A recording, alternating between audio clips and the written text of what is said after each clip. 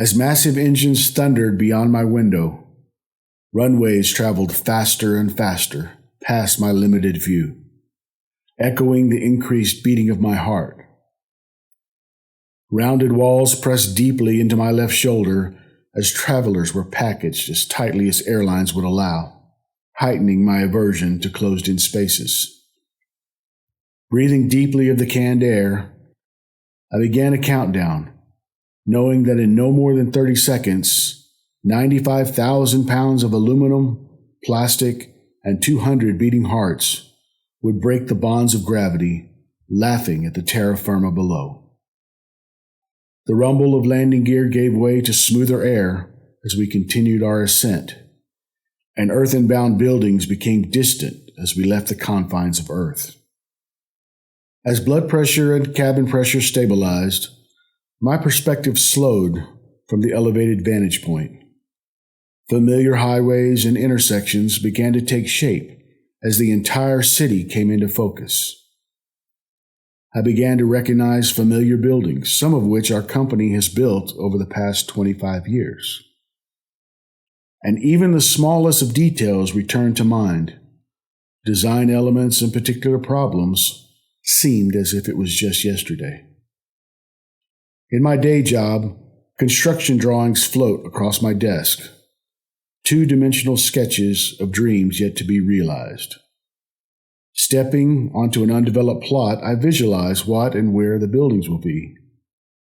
Returning upon completion, I'm amazed how closely reality mirrored my vision, but rarely do I get such a view from the sky. What it was, what it has become. Flying out of Denver over snow-capped mountains, what I considered my greatest builds pale in comparison to the handiwork of the Creator-in-Chief. He saw what it once was, a lifeless blob, and formed it into a majestic masterpiece. What it was, what it has become. Our lives here are just a breath, a moment, fading like a vapor. Yet just as I remembered the slightest details of a plan from 20+ years ago, in my heart, I know oh too well what I was. Thanks be to God that by His grace and mercy, He leads me from the bonds of the earth below, through the clouds to a clear blue sky, a glimpse of who I hope to be. And when I fail, He reaches out and draws me back to Himself. I pray that who I am becoming will be pleasing in His sight, and that one day, in the brightest of skies, I will kneel in His presence, a man after His own heart. And now, the unravel. A trip to Seattle was a nice escape from the season we're living through. Airplane mode is a wonderful thing. They can't find me, at least for the next 5 hours.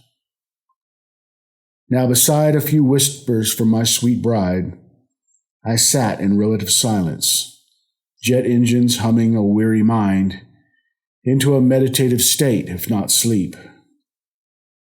Breaking through the clouds to bluer skies, lifted the weight off my shoulders, leaving it scattered on the runway. For once I was above it all, the air so pure and pristine. Oh, if I could stay here forever.